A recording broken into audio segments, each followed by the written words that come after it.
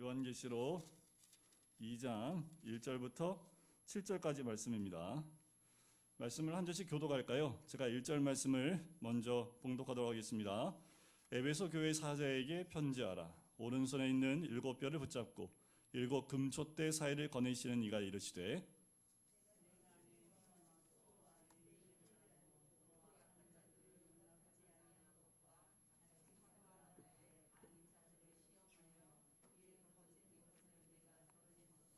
또 내가 참고 내 이름을 위하여 견디고 게으르지 아니한 것을 아노라.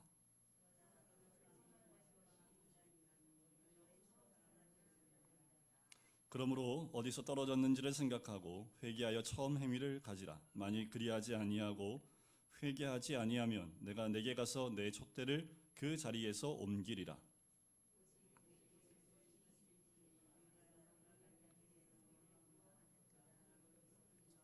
같이 읽을까요? 귀에 있는 자는 성령이 교회들에게 하시는 말씀을 들을지어다. 이기는 그에게는 내가 하나님의 낙원에 있는 생명나무의 열매를 주어 먹게 하리라. 아멘. 여러분 저를 한번 보시죠. 제가 다 압니다. 여러분들 일주일 동안 어떻게 사시는지 제가 다 알아요. 그러면 마음에 두 가지 마음이 드시겠죠. 목사님이 나를 위해서 그렇게 관심을 가지시는구나. 또 한쪽으로는 안 되는데 두 마음이지 않을까라는 생각이 들어요. 제가 다 안다라고 얘기했을 때도 이런 마음이 드는데 하나님이 내가 다 알고 있다라고 얘기하면 이렇게 느껴지십니까? 내가 다 알고 있어 이렇게 느껴지십니까? 근데 의미가 느낌이 두 가지겠죠. 제 가운데 있는 모습이라면 두려울 것이고 또 아팠던 기억이나 또 고난 중에 있는 분이라면 하나님이 나의 괴로움을 다 아시는구나 하고 위로의 마음이 되지 않을까라는 생각이 들어요. 우리 모두는 죄인이지요. 또한 고난의 길을 지나기도 합니다. 그래서 주님이 내가 너를 안다라고 표현하실 때에는 두려운 마음도 있지만 감격하는 두 마음이 공존하는 것이 우리의 마음이 아닐까라는 생각이 듭니다. 하나님은 에베소 교회를 향해서 내가 너를 안다라고 말씀을 하세요. 에베소 교회도 동일하겠지요. 떨리는 마음과 그리고 감사하는 마음, 그 두 가지 마음이 함께 있을 거라는 생각이 듭니다. 내가 편지하라. 에베소 교회에게 이렇게 말씀하시지요. 책망의 편지일 수도 있고 또 위로의 편지일 수도 있다는 뜻이 있습니다. 에베소 교회 보내는 편지는 책망의 성격이 좀 강해요. 하지만 책망만 하는 것이 아니라 이 편지에는 하나님의 그 크신 사랑이 듬뿍 담겨져 있습니다. 에베소 교회를 향해서 내가 왜 이런 고난을 받고 있는지 생각해보라. 그리고 우리에게 너희도 생각해보라 라고 말씀을 하고 계십니다. 자, 우리 에베소를 좀 공부해 볼 필요가 있습니다. 이 에베소라는 도시, 그 도시는요 로마를 제외하고 당시의 3대 대도시 가운데 하나입니다. 알렉산드리아 들어보셨지요? 그리고 수리아 안디옥. 수리아 안디옥은 아주 대표적으로 사도 바울이 선교여행을 떠날 때 후원했던 교회가 이 수리아에 있는 안디옥 교회였지요. 그리고 이 에베소, 이 세 개 도시가 로마 제국의 3대 도시입니다. 그 가운데 이 에베소는 인구가 25만 명이나 살던 대도시였습니다.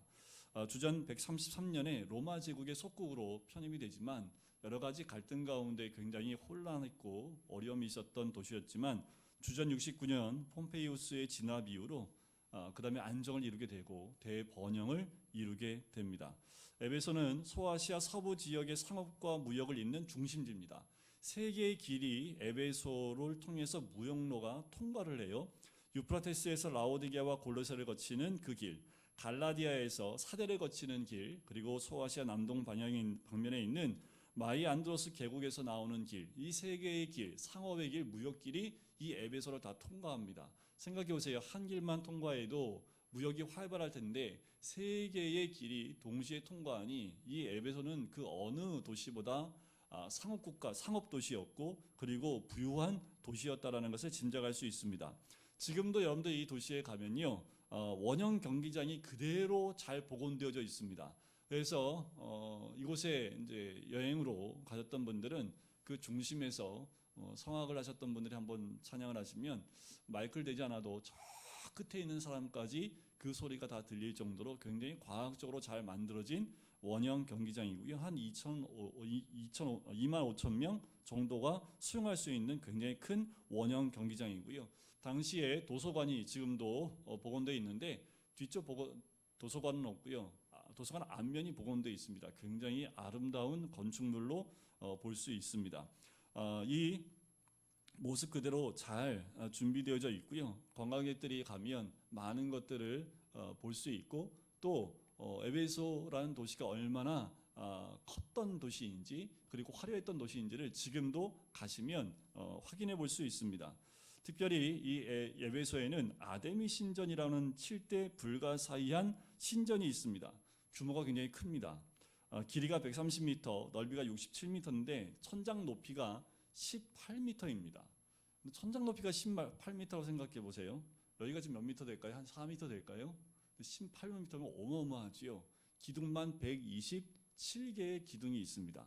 그 높이 위에 몇 톤이 넘는 대리석들이 올라가 있어요. 뭐가 불가사의하냐면 그 대리석을 어떻게 그 높이 위에 올렸느냐, 지금도 방법을 찾을 수가 없습니다. 지금은 그냥 기중기로 들면 되지요.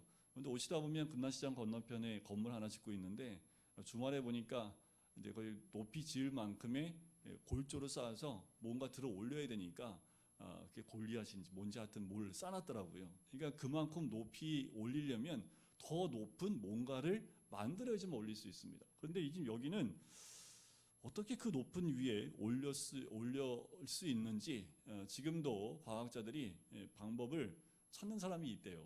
그런데 방법을 찾아볼 수가 없답니다.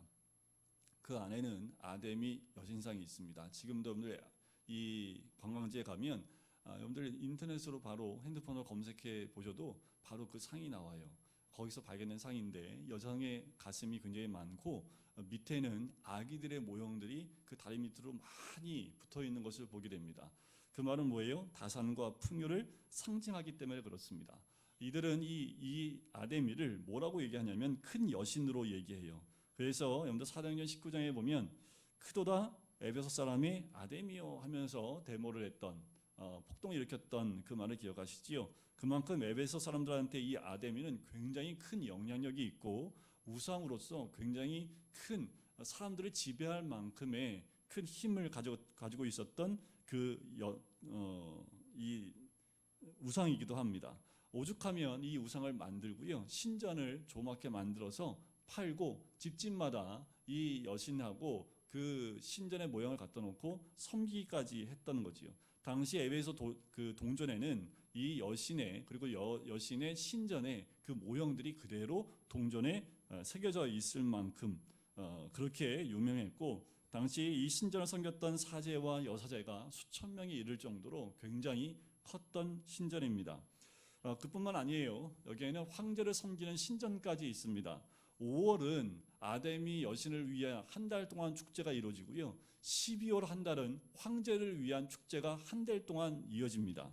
주전 48년경에 에베소는 이미 율리우스 가이사를 신으로 공경을 했어요. 신으로 섬기라고 하지 않았는데도 알아서 신을 섬겼고요. 그 로마를 숭배하기 위해서 신전까지 주전 29년에 세우게 됩니다. 도미티아누스가 통치할 때는요, 에베소를 황제 숭배 수호자라는 이름을 가질 만큼 굉장히 황제를 신격화했던 도시이기도 합니다.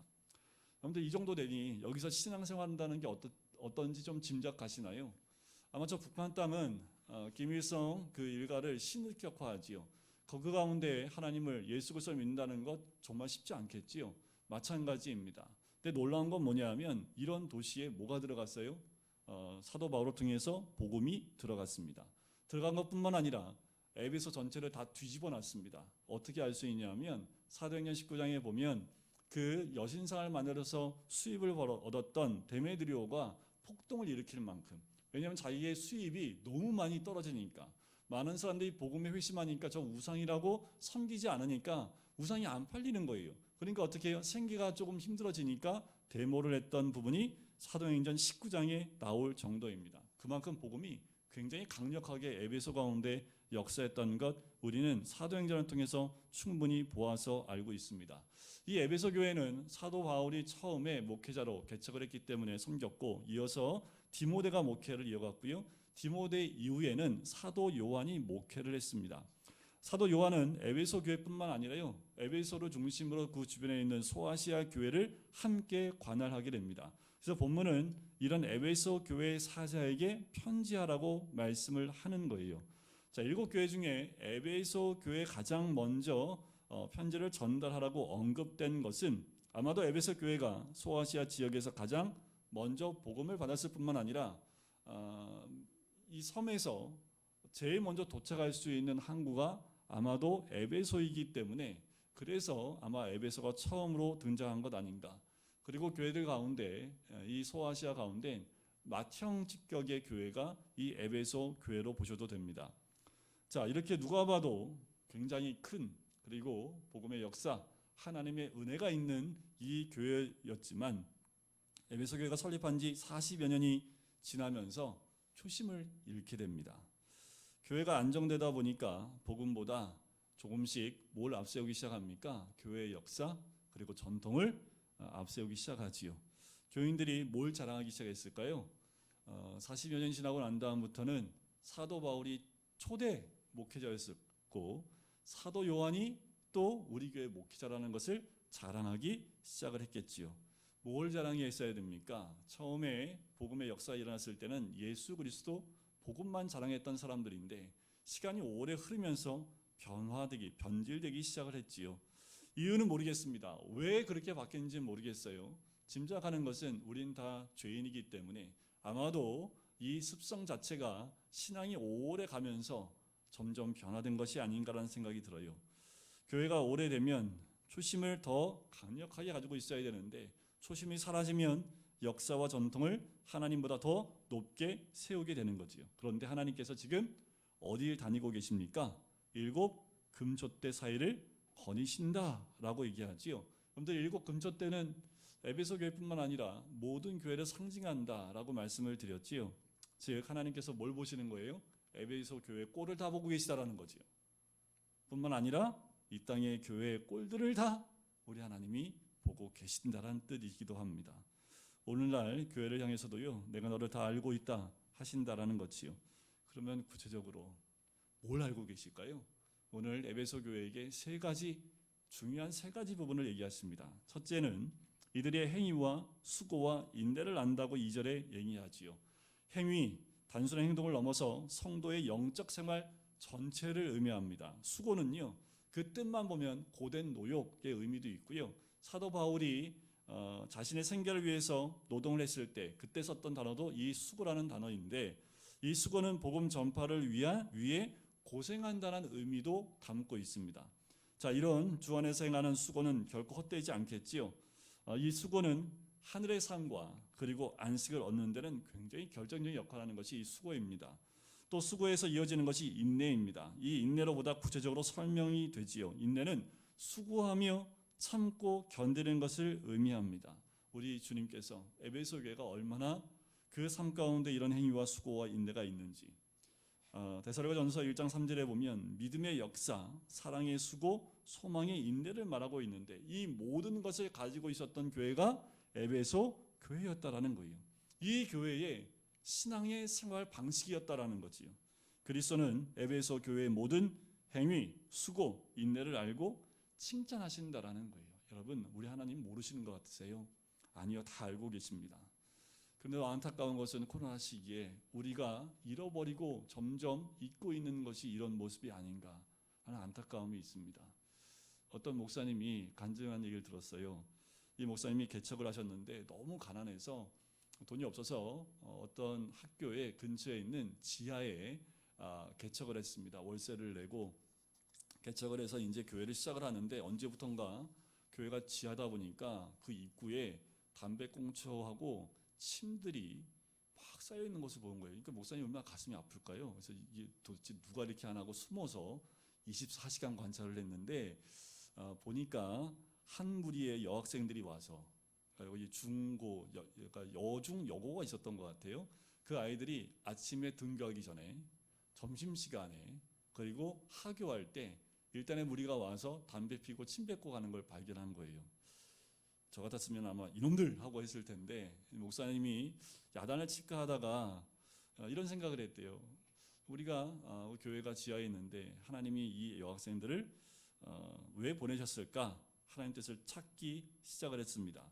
궁리하다가 기도 중에 사랑의 수고를 해야겠다라고 결정을 하고 목사님이 아무 말 없이요 담배꽁초를 치워주고 청소하기 시작을 했는데 제일 어려운 게 담배꽁초는 좀 쉬운데 그 침을 이게 너무 어려웠대요. 그래도 다 치워주고 그래 이 애들을 교회에 보내신 분은 하나님이시다라는 생각을 가지고요 거기에 귤 한 박스 하다가 귤을 놓고 그리고 재떨이 대신에 스테인레스에다 물을 담가 놓고 그리고 침 뱉을 때 바닥에 뱉지 말라고 두루마리 화장지도 갖다 놓고 쓰레기통도 갖다 놨대요. 그러면서 이 아이들한테 이런 글을 남겼답니다. 여러분 환영합니다. 이 계단에 온 분들은 이미 우리 교회 식구들입니다. 편히 쉬다 가십시오. 이 귤도 여러분 것입니다. 먹고 남은 건 가지고 가서 친구들하고 나눠 드세요. 감사합니다. 여러분의 목사가. 그리고 이제 글을 남겨놓은 거예요.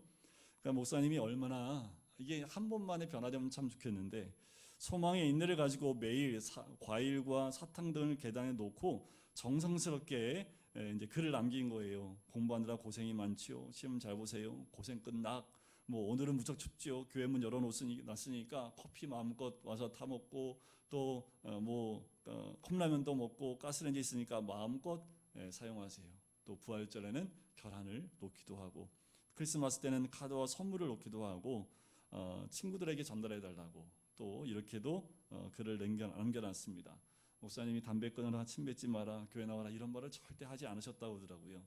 그랬더니 그리고 그들 그 짧은 메시지 끝에는 항상 이런 말을 남겼대요. 하나님의 사랑하는 딸들에게 라는 말을 꼭 남기셨답니다. 얼마큼 했을까요? 1년 내내 했답니다.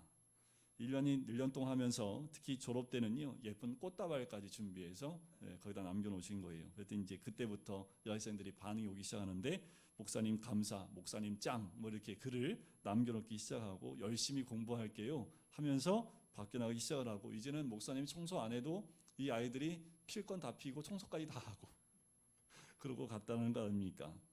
그러다가 결국 이제 여학생들은요 목사님과 가까운 친구가 되어지게 돼요. 졸업 직전에 이 여학생들이요 교회에 18억 헌금을 합니다. 그래서 이게 뭔 소린가 해서 저는 계속 들어봤더니 여학생들이 목사님이 너무 고마워서 가난한 교회 건축하면 좋겠다라고 생각하면서 기도하면서 한날 그 여학생들 모두가 복권을 샀답니다. 그 복권에 당첨되면 우리가 하나 안 갖고 다 교회에 헌금하자 하고 복권을 사가지고 봉투에다가 집어넣고 아이들 이름을 다 적어서 교회에다 헌금을 한 거예요. 그런데 그게 18억에 당첨이 된 거예요. 하나님의 도우심과 하나님의 열매가 아닌가라는 생각이 들어요. 그 아이들은 졸업 이후에 항공사, 백화점, 그 여러 가지 진학 등 여러 가지 일을 또 길이 열렸습니다. 이제 목사님이 여학생들이 학 졸업한 이후에 몇 년 후에 만났는데 다들 가까운 교회에서 일꾼들로 잘 섬기고 있는 아이들을 만나게 됩니다. 이 애들 어떻게 바꿨을까요? 이 목사님의 그 행위와 수고와 인내가 이런 열매를 맺지 않았을까라는 생각이 들어요. 성도 여러분, 우리에게는 주님이 알아주실 만한 믿음의 역사, 사랑의 수고, 소망의 인내가 있습니까? 여러분들 성탄절 크리스마스가 오면 아이들은 선물을 받기 위해서 어떻게 하나요? 착한 일 하려고 애를 쓰지요. 부모님한테 선물 받는 거 다 아니까 착한 일에서 선물 받으려고 좀 노력을 하지요. 여러분들 우리도 이게 빌미가 돼서는 안 되지만 성탄절에 앞둔 우리도 어떤 행위와 수고와 인내가 있어야 되지 않을까라는 생각이 듭니다.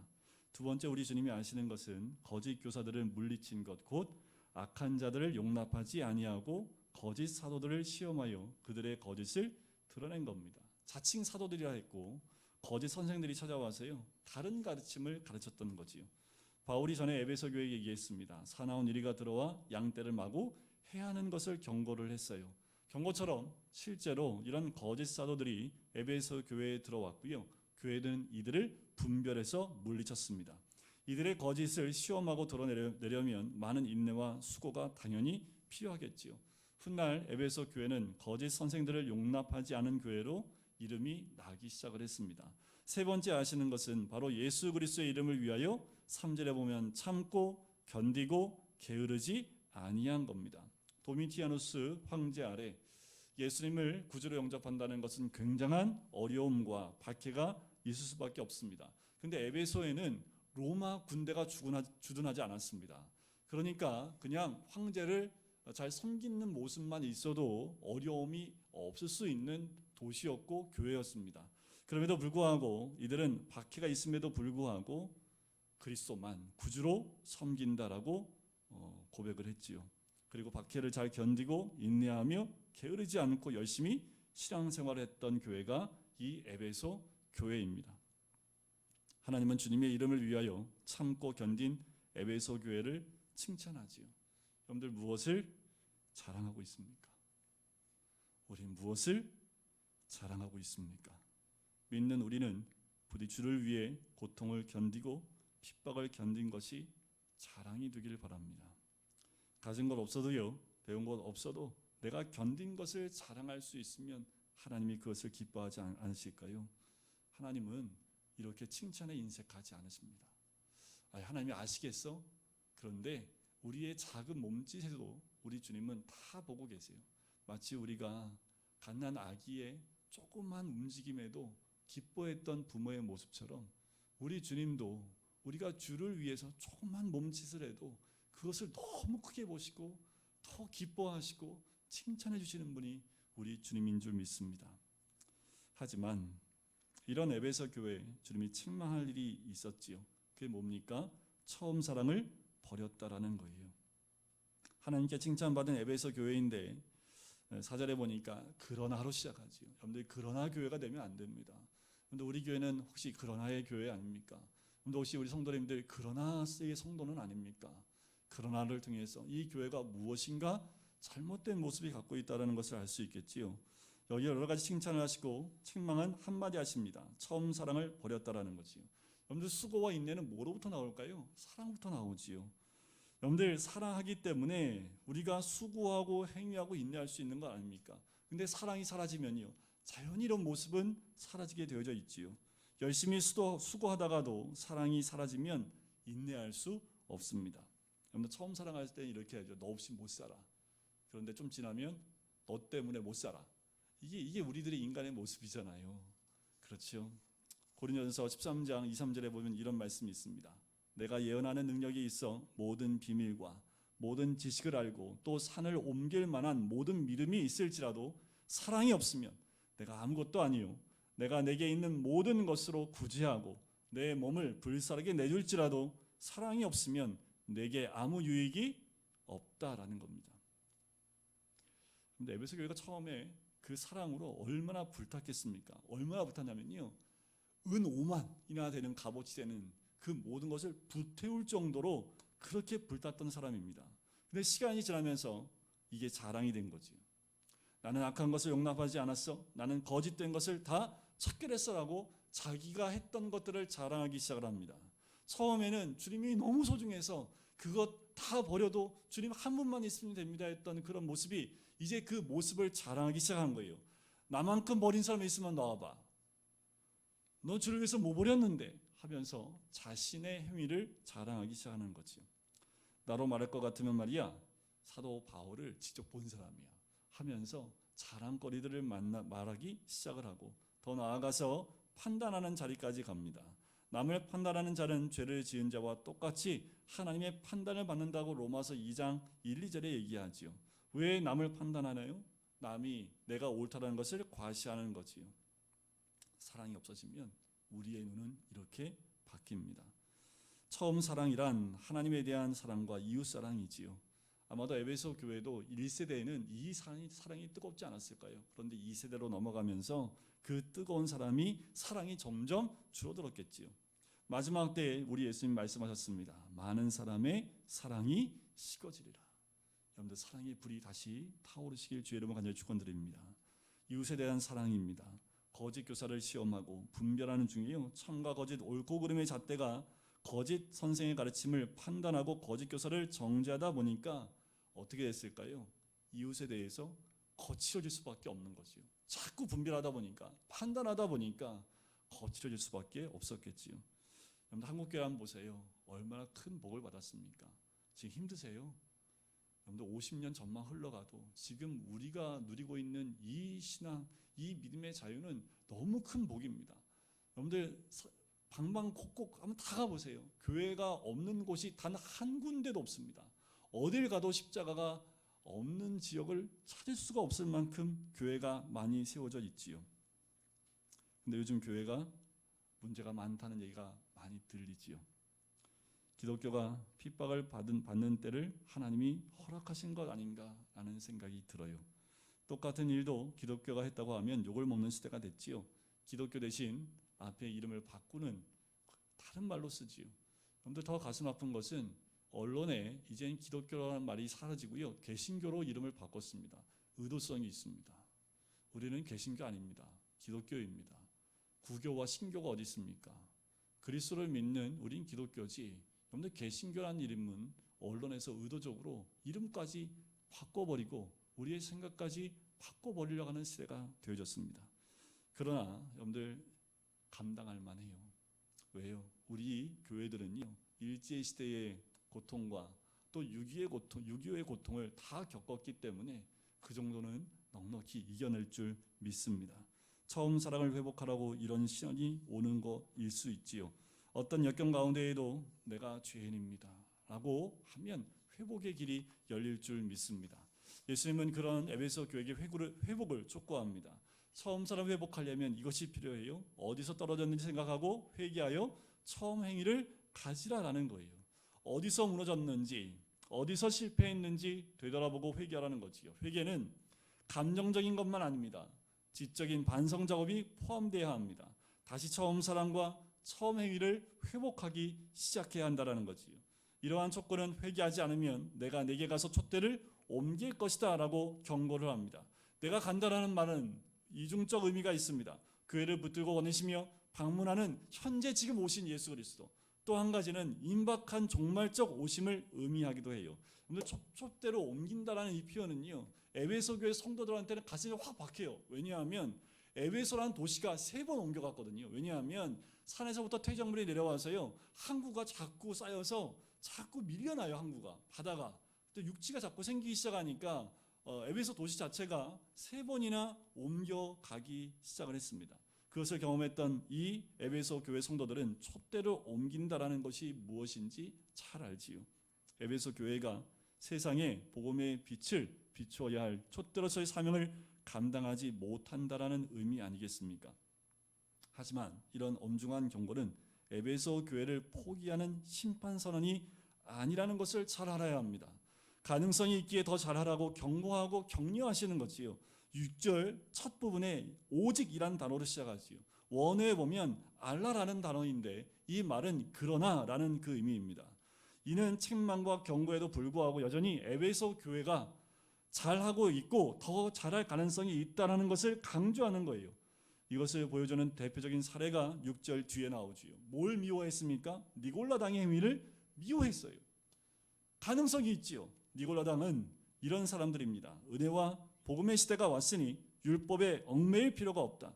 육신과 물질은 악하고 영만이 선하기에 육신으로 무엇을 하든지 할 수 있다 라고 주장하면서 쾌락을 추구하는 신자들이었습니다. 그래서 신자들을 현혹하는 이 니골라당, 니골라는 이 교회에 들어왔지만 에베소 교회는 여전히 하나님의 은혜 가운데 이것을 배척했지요. 비록 처음 사랑을 버렸지만 여전히 가르침, 거짓 가르침을 경계하고 인내하고 수고하는 가능성이 있는 교회로 남아 있습니다. 이런 가능성이 있다면 중요한 건 언제일까요? 지금부터가 중요하다라는 거지요. 이제부터 에베소 교회는 성령께서 하시는 말씀에 귀 기울여야 합니다. 주목할 점은 에베소 교회에게 주시는 말씀을 교회들에게 주시는 말씀으로 기록한다라는 거예요. 그 말은 지금 우리들에게 하시는 말씀이라는 거지요. 7교회가 갖는 개별적 실제 상황과 교회 전체의 상징을 동시에 포함한다라는 거예요. 마지막 이기는 그에게 내가 하나님의 낙원에 있는 생명나무의 열매를 주어 먹게 하겠다라고 약속을 합니다. 여러분들 이기는 그라는 그 표현, 승리하는 사람, 이 말 뜻은 원어에 보면 현재 분사형으로 되어 있습니다. 그 말은 뭐냐면 지금 이기는 것은 지금도 이겨나간다라는 거예요. 지금도 영적 전쟁에서 우리가 싸워 승리한다는 것을 의미합니다. 교회와 성도가 현 시대에서 거짓 가르침과 우상 숭배와 행음의 유혹을 날마다 지속적으로 싸우며 이겨나가야 함을 이야기해요. 여러분들 이미 이겼습니다. 우리 예수님께서 내가 세상을 이기었노라 분명히 말씀하셨기 때문에 우리의 이김은 그리스도의 승리에 동참하는 것인 줄 믿습니다. 이제 이기는 그에게 뭘 준다고요? 생명나무의 열매요. 원래 생명나무의 열매는 누가 먹던 겁니까? 아담과 하와지요. 그런데 그들이 죄를 범하고 난 이후에 생명나무의 열매를 먹지 못했습니다. 그렇다면 생명나무의 열매를 먹게 한다는 것은 무엇입니까? 이 의미는 모든 죄를 사함받고 인류 본래에 타락하지 않은 모습, 곧 더 이상 정죄함이 없는 모습으로 회복되는 것을 가리키고요. 영원토록 친밀한 하나님의 임재 안에 살아가게 하는 축복을 주겠다라는 말씀이에요. 어쩌면 이것의 완성은 새하늘과 새 땅에서 완성이 되겠지요. 우상 숭배를 단호히 거부하고 이기는 성도들, 장차 새 예루살렘에 있는 생명나무의 열매를 먹게 될 것입니다. 여러분, 지금 나는 믿음의 선한 싸움을 잘 싸워나가고 있습니까? 혹시 싸움을 싸워나가다 마음이 거칠어지지는 않았습니까? 처음 사랑이 여전히 내 마음 중심에 뜨겁게 불타오르고 있습니까? 이단과 우상 숭배의 유혹에는 바른 분별력을 갖고 대처하되 사랑이 식어서는 절대 안 됩니다. 믿음으로 행하고 사랑으로 헌신을 아끼지 말아야 됩니다. 소망 중에 끝까지 인내하며 그러면 마침내 승리하게 되는 그 귀한 은혜가 우리 가운데 있기를 주님의 이름으로 간절히 축원드립니다. 우리를 다 아시는 주님, 우리의 연약함도 아시고 또한 작은 믿음의 몸집도 아시는 주님, 때로는 힘들고 어려워 포기하고 싶을 정도로 괴로울 때 그 모든 것까지 아시는 주님, 주를 향한 마음이 흔들리지 않게 인도해 주시고 우리에게 주셨던 처음 사랑과 처음 행위가 우리의 삶 가운데서 사라지지 아니하도록 때가 가까이 올수록 더 주를 향한 믿음 가운데 서 있는 우리가 될 수 있기를 간절히 소원합니다. 행여나 우리가 처음 사랑에서 벗어났다면 회개하는 마음으로 다시 주께로 돌아가길 소원합니다. 아버지 하나님, 날마다 이기며 승리하여 생명나무의 열매를 먹을 수 있는 승리자가 되길 간절히 소원합니다. 주님 오실 때까지 믿음 위에 서 있는 하나님의 사람이 될 수 있도록 축복하여 주시옵소서. 감사드리며 예수 그리스도의 이름으로 기도드립니다. 아멘.